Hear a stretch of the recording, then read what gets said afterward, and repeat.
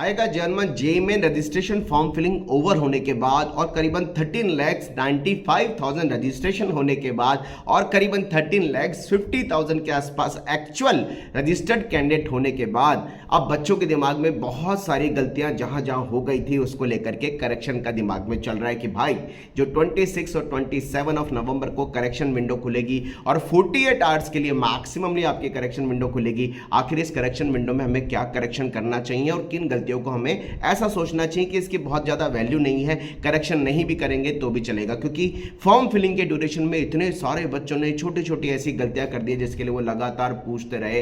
हमने काफ़ी सजेशन भी दिया, हमने तो आपको रोज लाइव आकर के जेईई के पूरे फॉर्म फिलिंग के प्रोसेस को समझाया था। अगर आपने देखे हो तो मैंने 35 वीडियो केवल फॉर्म फिलिंग के प्रोसेस को समझाने में ही आपको रोज बना के दी है, चाहे वो लाइव स्ट्रीम हो या वीडियो। उसके बावजूद बहुत बड़ी संख्या में बच्चे फॉर्म फिलिंग में गलती कर चुके हैं, या फिर बोलूं कि उनको कहीं ना कहीं अपने भरे हुए फॉर्म में कंफ्यूजन है। सबसे पहले बात करता हूं कि आखिर क्या कंफ्यूजन है, क्या गलतियां हैं और उन गलतियों के सॉल्यूशन क्या हैं और किन किन पर्टिकुलर्स को फॉर्म फिलिंग में जो आपने छोटी छोटी गलतियां कर दी हैं या जिसके लिए आप कंफ्यूज हैं उनको ही केवल करेक्ट करने के हिसाब से करना चाहिए, और उनमें करेक्शन अगर आप नहीं करते तो काउंसलिंग में आपको प्रॉब्लम फेस करनी पड़ेगी। देखिए, सबसे पहली बात, क्या किसी बच्चे का फॉर्म रिजेक्ट होता है और बच्चों के दिमाग में कंफ्यूजन था कि सर इतने बच्चों ने फॉर्म भर दिया, बहुत सारे बच्चों का फॉर्म रिजेक्ट भी एनटीए हर साल करती है, क्या कारण होता है कि फॉर्म रिजेक्ट होता है? मैं केवल एक सेकंड में आपको समझाता हूं। फॉर्म जो रिजेक्ट होता है उसका सबसे बड़ा रीज़न होता है अनफेयर मीन। अगर एक कैंडिडेट है और वो 2 एप्लीकेशन नंबर जनरेट करके पूरी फीस जमा कर देता है और वो दोनों एप्लीकेशन नंबर पर अलग अलग एग्जाम देने के लिए सेंटर पे पहुंचता है तो उसका रजिस्ट्रेशन कैंसिल होगा, वो भी जब गवर्नमेंट एग्जाम देने के बाद में कैंसिल होगा। उससे पहले अगर वो 2 रजिस्ट्रेशन भी कर देता है, बच्चा एक है और 2 एप्लीकेशन नंबर 250310 से उसके जो यूनिक एप्लीकेशन नंबर अगर वो 2 जनरेट भी करता है, लेकिन अगर वो एक एग्जाम देता है, एक एप्लीकेशन को छोड़ भी देता है तो उसका रजिस्ट्रेशन कैंसिल नहीं होता। लेकिन अगर वो 2 एग्जाम देता है एक बच्चा तो अनफेयर मीन में काउंट होता है और उसका दोनों एग्जाम कैंसिल होगा। दूसरा सबसे बड़ा कारण होता है कैंसिलेशन का कि गवर्नमेंट ने फीस आपसे मांगी थी, एनटीए के पास में फीस डिपोजिशन के टाइम में या तो फीस पहुंची, रिफंड आ गई और वापस आपने पे नहीं करी, या फिर फीस उन तक पहुंची ही नहीं। क्योंकि कल हमने देखा था कि जब भी जेईई मेन के फॉर्म की लास्ट डेट थी उसमें देखा था कि यार बहुत सारे बच्चे बिल्कुल लास्ट के आवर्स में फॉर्म भर रहे थे और लास्ट के आवर्स में फॉर्म भरने पर कई सारे बच्चों का फीस पेमेंट जंप हो रहा था, वहां तक लॉगिन जनरेट ही नहीं हो पा रहा था क्योंकि ट्रैफिक आ गया था। केवल इन 2 कारण से ही अगर एक बच्चा 2 फॉर्म भर के 2 यूनिक एप्लीकेशन नंबर पे दोनों एग्जाम दे रहा है तो अनफेयर है, रिजेक्ट होगा, कैंडिडेट कैंसिल हो जाएगा। अगर बच्चे का फीस पेमेंट नहीं पहुंचा तो ही कैंसिल होगा। अब बात करते हैं भाई किन किन बातों में हमें ध्यान रखना है, किन किन पर्टिकुलर्स को हमको चेक करना है। और मैं सबको एक बात बोलूंगा, प्लीज अपने फॉर्म को पूरा चेक कर लीजिए क्योंकि करेक्शन का ये लास्ट टाइम, इसके बाद में करेक्शन का मौका आपको नहीं मिलेगा क्योंकि एनटी इस बार काफी फॉरवर्ड वे में काम कर रही है और वो डेटा को प्रॉपर तरीके से पहले ही कलेक्ट करना चाहती। तभी हमने देखा कि 6 दिन रजिस्ट्रेशन के घटा दिए, करेक्शन विंडो भी on the spot last date के 2 दिन बाद ही ओपन कर दी और लास्ट डेट एग्जैक्ट आपका 22 तारीख को 9 बजे था, एग्जैक्ट डॉट 22 तारीख को 9 बजे सब बंद कर दिया। इसका मतलब करेक्शन के भी 2 ही दिन मिलने वाले हैं क्योंकि एंटी एडामेंट है, वो जो शेड्यूल डिक्लेयर कर चुकी है उसी शेड्यूल पे वो चल रही है। बात करता हूं भाई, सबसे बड़ा कंफ्यूजन उन बच्चों को है जिनका कैटेगरी का रिलेटेड बात आई थी, क्योंकि पहली बार कैटेगरी डॉक्यूमेंट बच्चों से मांगे गए थे। वो बच्चे जिन्होंने फॉर्म के अंदर अगर डॉक्यूमेंट अवेलेबल नहीं था और कैटेगरी उनकी ओबीसी, ईडब्ल्यूएस या व्हाटएवर एससी एसटी थी और उन्होंने ओपन से फॉर्म भर दिया, वो जरूर अपनी कैटेगरी को चेंज कर लें। रिपीट करूंगा, वो बच्चे जिन्होंने अगर कैटेगरी का डॉक्यूमेंट अवेलेबल नहीं था जिस कारण से वो कैटेगरी सर्टिफिकेट डिटेल नहीं भर पाए क्योंकि एनटीए ने एफएक्यू बहुत ज़्यादा लेट डिक्लेयर की, लास्ट डेट 22 थी, 20 तारीख को एनटीए ने एफएक्यू दिया कि भाई अगर तुम्हारे पास कैटेगरी डॉक्यूमेंट नहीं है तो तुमने जो अप्लाई कर रखा है उसके रिसिप्ट से फॉर्म भर दो। इतना लेट एनटीए ने बताया, हम तो इतने दिनों से एनटीए को जगा रहे थे भाई आप एफएक्यू रिलीज करो, इतने सारे बच्चों को क्वेश्चन आ रहे हैं। एनटीए ने सुना नहीं, 2 दिन पहले रिलीज किया। उससे पहले बहुत सारे बच्चे ऐसी गलती कर चुके थे कि वो किसी कैटेगरी से बिलोंग करते थे लेकिन फॉर्म भरने की मजबूरी थी और उन्होंने केवल जनरल कैटेगरी से फॉर्म को भर दिया। प्लीज अगर आप OBC, EWS, SC ST candidate हैं और आपने ओपन कैटेगरी से भी फॉर्म भर दिया क्योंकि डॉक्यूमेंट्स आपके पास उस समय डिटेल डालने के लिए नहीं था, तो अपनी कैटेगरी को आप सही कर लीजिएगा, ये बहुत ज्यादा जरूरी है। इसके बाद ऑप्शन मिले ना मिले उसकी कोई गारंटी नहीं है। दूसरी इंपॉर्टेंट बात यह है कि यार अगर आप ओबीसी डब्ल्यूएस के हैं और आपने अभी तो ओबीसी डब्ल्यूएस कैटेगरी भर दी और आपको ऐसा लगता है कि 1 अप्रैल 2025 के बाद कम डॉक्यूमेंट नहीं दे पाएंगे, प्लीज आप अगर ओबीसी डब्ल्यूएस के हैं तो अपनी कैटेगरी को ओपन कैटेगरी में चेंज कर लीजिए। अगर आपको ऐसा लगता है कि अभी तो हमारे पास ओबीसी डब्ल्यूएस का सर्टिफिकेट था, हमने फॉर्म को भर दिया, 1 अप्रैल 2025 के बाद में हम डॉक्यूमेंट दे पाएंगे, कंफ्यूजन है। मैं सारे बच्चों को, ऐसे बच्चों को सजेशन दूंगा, प्लीज आप ओपन कैटेगरी कर लीजिएगा।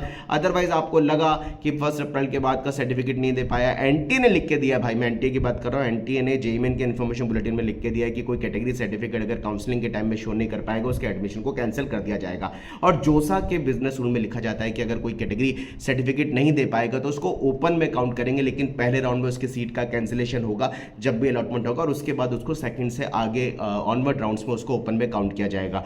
मैं एक बात आपको सबको कहना चाहता हूं भाई, कैटेगरी डॉक्यूमेंट बहुत सिंसियर और सेंसिटिव मामला होता है, इसलिए रिपीट करूंगा, अगर आपने पहले जनरल भर दिया लेकिन आप कैटेगरी से बिलोंग करते थे, प्लीज ये समय रहते अपने डॉक्यूमेंट्स को बना लीजिए, मतलब या तो अप्लाई कर दीजिए या फिर बनवा लीजिए। अप्लाई करेंगे तो उस रिसिप्ट से अपनी कैटेगरी को ठीक कर लीजिएगा डिटेल डाल के, क्योंकि वो ऑप्शन आपको मिल रहा है। और प्लीज अगर आपको ऐसा लगता है कि अभी तो हमारे पास कैटेगरी सर्टिफिकेट था और हमने ओबीसी डब्ल्यूएस का सर्टिफिकेट लगा, मतलब डिटेल भर दी, आपको अगर लग रहा है कि 1 अप्रैल 2025 के बाद का आप डॉक्यूमेंट नहीं दे पाएंगे, मैं सबको सिंसियरली सजेस्ट करूंगा कि वो ओपन कैटेगरी यानी जनरल कैटेगरी जरूर कर दें। ये दो सबसे बड़े प्रॉब्लम बहुत सारे बच्चों के साथ रही, इसलिए ये करेक्शन का ऑप्शन उन बच्चों के लिए बहुत ज्यादा फायदेमंद है। तीसरी इंपॉर्टेंट बात कि यार बच्चों में कंफ्यूजन था कि स्टेट का डॉक्यूमेंट है, सेंट्रल का लगाना है, सेंट्रल का डॉक्यूमेंट बन पाएगा नहीं बन पाएगा, अभी नहीं बन पाया, ऐसे कुछ बच्चों ने भी ओपन कैटेगरी से भर दिया। वो मेरी पहले वाली बात को रिवाइज करूंगा, कैटेगरी डॉक्यूमेंट से आप अपनी डिटेल को सही कर लें। वाइस से वर्सा, आपने चाहे स्टेट का डॉक्यूमेंट लगा दिया, आपने चाहे पुराना डॉक्यूमेंट लगा दिया, कोई भी पीछे की डेट 2016, 17, 18, 19 कभी कभी आपने डॉक्यूमेंट लगा दिया, उसमें कोई करेक्शन करने की जरूरत नहीं है। अगर आपको ऐसा लगता है कि आपने ओल्ड डॉक्यूमेंट लगा दिया, स्टेट का लगा दिया, लगाना सेंट्रल का था, ऐसे बच्चों को कोई करेक्शन करने की जरूरत नहीं है। कारण क्योंकि डॉक्यूमेंटेशन को अभी नहीं चेक किया जाएगा, एनटीए ने क्लियर कर दिया था कि डॉक्यूमेंट हम काउंसलिंग के टाइम में चेक करेंगे, अभी कोई डॉक्यूमेंट हम चेक नहीं करेंगे। और एडमिशन के टाइम में जो अलॉटेड इंस्टीट्यूट या तो वो चेक करेगा या फिर जो काउंसलिंग ऑटोनोमस बॉडी के अथॉरिटी वेरीफाइंग ऑफिसर होंगे वो चेक करेंगे। तो इसका मतलब अगर आपके पास स्टेट डॉक्यूमेंट था, सेंट्रल डॉक्यूमेंट नहीं था, अगर आपके पास पुराना डॉक्यूमेंट था, आपने फॉर्म में उससे डिटेल भर के फॉर्म भर दिया, कोई करेक्शन की जरूरत नहीं है। सबसे इंपॉर्टेंट बात अब ये सामने आती है भाई, आधार वाले बच्चों का जिनका नाम मिसमैचिंग था वो क्या करें। मैं आपको एक हिंट देता हूं, अगर आपका आधार में मिसमैचिंग था तो प्लीज़ आप एनटीए से इंटीमेट कर लीजिए कि हमें आधार कार्ड को अपडेट कराना है या फिर हमें रीसेंट डिटेल भरनी है। सजेशन तो मेरा ये है कि आप जिन बच्चों ने डेटा मिसमैच 10th के मार्कशीट में डिटेल कुछ और थी और आधार कार्ड में कुछ और थी, मिसमैच होने पर पॉपअप खुली और पॉपअप खुलने पर आधार कार्ड वाले नाम से फॉर्म को भर दिया और 2 नाम कैप्चर हो गए क्योंकि ये नोटिफिकेशन आ चुका था। इन बच्चों को थोड़ा सजेशन दूंगा कि प्लीज़ अपने आधार कार्ड को अपडेट करा लीजिए और अपनी आधार डिटेल में भरे हुए नाम में करेक्शन आएगा नहीं आएगा वो चीज़ हमें ऑन द स्पॉट 26 और 27 को क्लियर होगी। तो यार इसके बाद सबसे इंपॉर्टेंट बात है भाई, हम चारों जो सिटी हमने भरी है उन सिटी को हम प्रॉपर देख लें, क्योंकि एनटीए ने एक बात बहुत क्लियर बोली है, आपने जो प्रेजेंट और परमानेंट एड्रेस भरा है वो चेंज नहीं होगा। एनटीए ने बोला आपका email ID, contact number change नहीं होगा, आपका भाई फोटो चेंज नहीं होगा। 5 चीज़ों पर रिसेट किया, पहला mobile number, email ID, permanent address, present address और आपका फोटो। इन 5 चीज़ों को बोला है कि ये चेंज नहीं हो सकते। यार मैं रिपीट करूंगा कि प्रेजेंट परमानेंट एड्रेस में आपने जो 4 सिटी चूज करी उन 4 सिटी को एक बार और देख लीजिए, ये कंफर्टेबिलिटी के हिसाब से है या नहीं है। एनटीए ने एक बात यहाँ बोली है कि भाई अगर हम आपके प्रेजेंट परमानेंट एड्रेस के हिसाब से आपने जो 4 सिटी भरी है, अगर बाय द वे हम 4 सिटी में एग्जाम सेंटर नहीं दे पाए, हालांकि ये रेयरेस्ट होता है, तो हम हमारे हिसाब से जो आपने एड्रेस भरा है उसके नजदीक कोई सिटी में आपको एग्जामिनेशन सेंटर दे सकते हैं। इसलिए प्लीज अपनी एग्जामिनेशन सिटीज को भी आप चेक कर लीजिएगा, ये बहुत जरूरी है। 10th और 12th की डिटेल्स में बहुत सारे बच्चों ने रोल नंबर भरने में, स्कूल का नाम भरने में, पिन कोड भरने में, ईयर ऑफ पासिंग भरने में गलती कर दी है। तो 10th और 12th की डिटेल में आप कोई भी करेक्शन जरूर कर लीजिएगा। अगर आपने रोल नंबर गलत भर रखा है, 10th की डिटेल हो या 12th की डिटेल हो, स्कूल का नाम एड्रेस गलत भर रखा है, इसको आप जरूर चेक कर लीजिएगा। कई बच्चों के दिमाग में डाउट था जिन्होंने इंप्रूवमेंट एग्जाम दिया है, बहुत इंपॉर्टेंट बात है, इसको सुनिएगा। बहुत सारे बच्चों ने मुझसे पूछा था सर हमने इंप्रूवमेंट एग्जाम दे दिया है, जिन बच्चों ने पास से दिया, मैंने खुद ने, मैं ओपन इस प्लेटफॉर्म पे बोलता हूं, मैंने खुद ने बोला था कि आप पेपरिंग कर दो। जिन बच्चों ने पार्शियल दिया था मैंने खुद ने बोला था कि पास करके भर दो। लेकिन जब एनटीए के एफएक्यू आए तो एनटीए ने एफएक्यू में क्लियर लिख दिया कि अगर आपने 1 सब्जेक्ट से इंप्रूवमेंट दिया या more than 1 subject, more than 1 का मतलब होता है भले ही आप 5 से एग्जाम दे रहे हो, सारे बच्चे पास करके पूरे फॉर्म को भर सकते हैं। अब यहां कंट्रावर्शियल सिचुएशन ये बनती है कि जिन बच्चों ने पास करके फॉर्म को भरा, उन्होंने पुराने डिटेल भर दी, पुराने मार्क्स भर दिए, क्या एनटीए उनके फॉर्म को रिजेक्ट करेगी क्योंकि वो तो 75 की एलिजिबिलिटी पूरी नहीं कर रहे? ऐसे कई सारे बच्चों की बात कर रहा हूं इंप्रूवमेंट के केस में।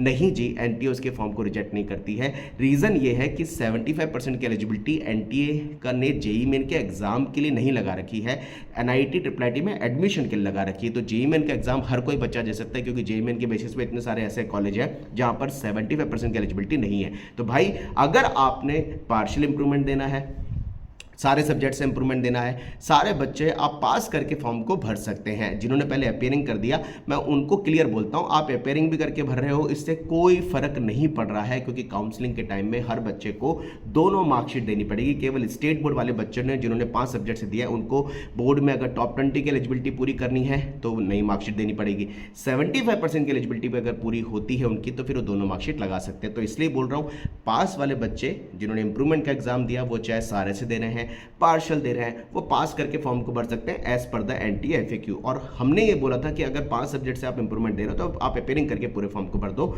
एज ए प्राइवेट आप स्कूल के नाम की जगह भर दीजिए। इससे भी कोई फर्क नहीं पड़ रहा है, क्योंकि काउंसलिंग के टाइम में दोनों मार्कशीट हमेशा काम आती है। तो यार ये थे, आधार कार्ड वाली बात हो गई, फादर नेम मदर नेम वाली बात मैंने लिखी तो नोट करके लाया हूँ कुछ पॉइंट्स में कहाँ मुझे बात करनी है। भाई फादर नेम और मदर नेम अगर कोई मिस्टेक है, यानी स्टूडेंट के नाम फादर नेम मदर नेम में अगर कोई मिस्टेक है तो इन तीनों पर्टिकुलर में से आप कोई एक पर्टिकुलर को चेंज कर सकते हैं। प्लीज मैं आपको रिपीट करूंगा, फादर नेम मदर नेम वो इंडिविजुअल स्टूडेंट के नाम में से 3 पर्टिकुलर में से आप एक पर्टिकुलर को चेंज कर सकते हैं। इसलिए फिर रिपीट करूंगा, अगर खुद का नाम मिस्टेक है तो सही कर लो। फादर मदर नेम गलत है, दोनों में से कोई एक अगर बाय द वे गलत डाल दिया तो उसको जरूर सही करना है, क्योंकि काउंसलिंग के टाइम में ये चीजें बहुत ज्यादा रिफ्लेक्ट होती हैं। मैं केवल और केवल उन्हीं पॉइंट्स में आपको करेक्शन की बात कर रहा हूं जो काउंसलिंग के टाइम में हमें पैनिक कर सकती हैं या प्रॉब्लम क्रिएट कर सकती हैं। ये सारे पॉइंट्स हैं जिनका मैं आपसे डिस्कस करना चाह रहा था कि भाई ये मैक्सिमम पॉइंट्स हैं जहां आपको सोचना चाहिए। मैं पूरे पॉइंट्स लिख के भी लाया था, जहां तक ये पूरे पॉइंट्स कवर हो गए। इनके अलावा अगर आपने फॉर्म में कोई गलती कर रखी है तो उसमें अगर आप चेंज नहीं भी करते तो भी चलेगा,